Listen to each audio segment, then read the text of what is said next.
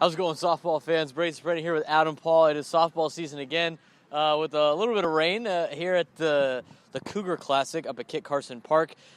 3 games decided to cancel at the 7 o'clock time, but Granite Hills down the way is playing Vista. They decided to play. Their umpires decided to stick around. A little bit of, before we get into how the season's going, a little bit of a crazy day here up at Kit Carson Park. Yeah, I mean, it rained a little bit out in East County where I was working. So I texted a couple of the coaches what the weather was like up here, and they said, it was nice and clear. So I figured, I texted you saying, hey, let's get this going, and we get up here, and it's raining. So who knew? Yeah, it started raining at about 6 o'clock, and then they ended the games at 6:20 for the 7 o'clock start. And as soon as they ended the game, the rain stopped falling. So that's why Granite Hills is playing and Vista's playing and nobody else is.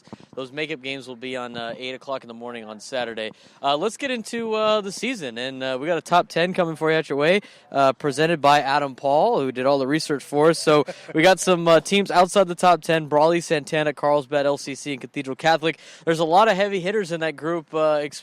What differentiates them from the top 10? Like Cathedral Catholic, obviously not having Megan Ferramo this year. Not sure what kind of pitching. They have some veteran people back, Rasconi and so forth. They have quite a few players back from their Open Championship game experience from last year and year before.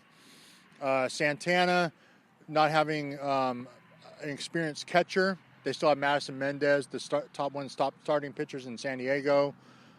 Brawley returns pretty much everybody. I think, they'll be a team to watch this year. Haley Garcia and so forth down in the desert. Them in Southwest El Centro is another team. That's where, different. There's no dominant pitcher or pitchers as there was last year. Last year, Megan Ferramo and Peyton Tidd both moving on and, playing unbelievable at college level already with Ferramo at UCLA and Tidd at Notre Dame. But let's get into the top 10. Torrey Pines comes at 10, Poway at 9, Eastlake at 8, Steel Canyon at 7, Bonita Vista at 6. Give us one breakdown of one of these teams. Steel Canyon, I'm going to pick them as my sleeper team this year. We already got a sleeper pick. It's week 1. Yeah, hey, it's week 1. I've done a lot of research on them. They return everybody. Pitching, we'll see how the pitching holds up. I think they'll do well. They got the bats to pretty much play with anybody. Poway, obviously replacing the hard-hitting catcher, but they still have Sidney Steele. And, of course, the veteran experience of Jim Bennett. He gets the best out of his players. Talking to Coach John from Torrey Pines out at the Open Boys Basketball Championship game, he said they're young, but, they'll compete. I don't know if you heard or not, but they got put in the same league as San Marcos this year, from what he was telling me. That's why I picked them to be my top 10 as of right now. Let's get to the top 5. You mentioned San Marcos. That was a dominant team last year. They won the Open Division Championship, but they don't have Peyton Tidd anymore. But nonetheless, they still have a lot of heavy hitters as we get through the top 5 here. Rancho Buena Vista at 5, Rancho Bernardo at 4, Granite Hills at number 3, San Marcos at 2, and Mater Dei Catholic at 1. A lot of consensus was Granite Hills number 1. You can make the argument San Marcos is number 1, but we have Mater Dei Catholic number 1. Why is Mater Dei Catholic number 1 in your eyes? When Lexi Sosa is healthy, which from talking to other people so far, they said that she is healthy, and when she's healthy, she's probably the closest to a top dominant pitcher in the county. Plus their bats, they returned the majority of their players from last year's squad. Unfortunately, Sosa didn't.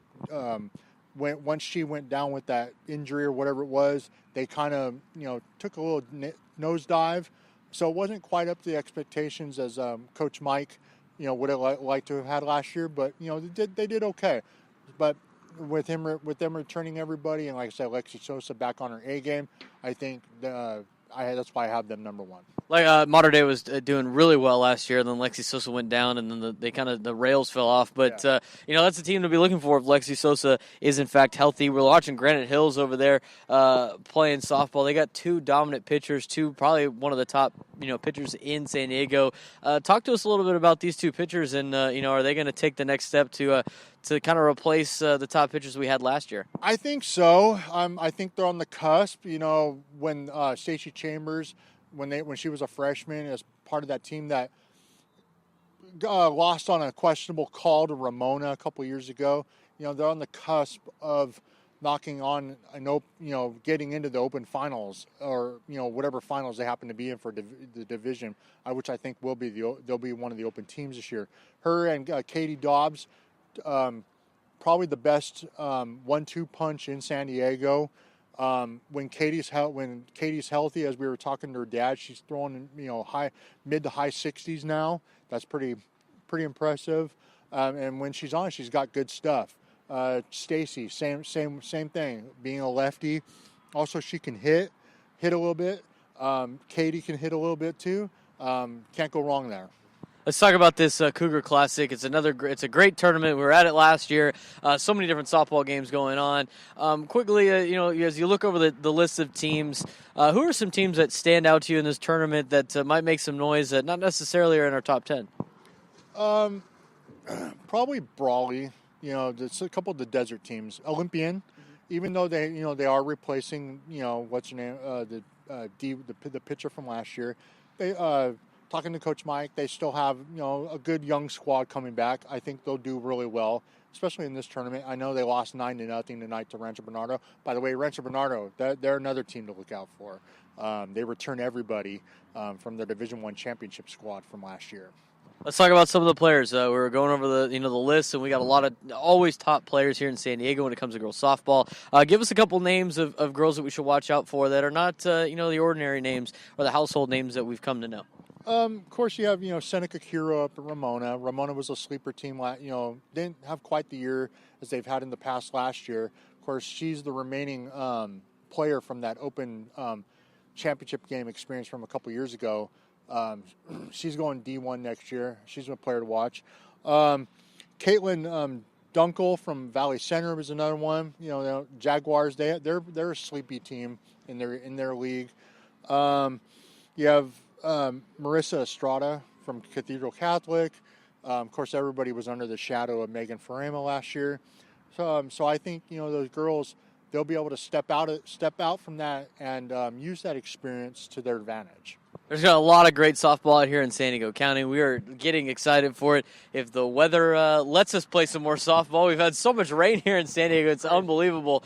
But where this tournament's going on throughout the rest of the week, if you're interested in girls softball, if you want to, you have young daughters that are going to play high school softball one day, come out and bring her to this tournament because it's a fun atmosphere and a great place to watch some girls softball here in San Diego. And we got some top level softball players out here in San Diego County. Adam Paul's excited for the season. I'm Braden Surprenant. I'm also excited for the season. We'll see you guys next week, hopefully on a sunny softball podcast.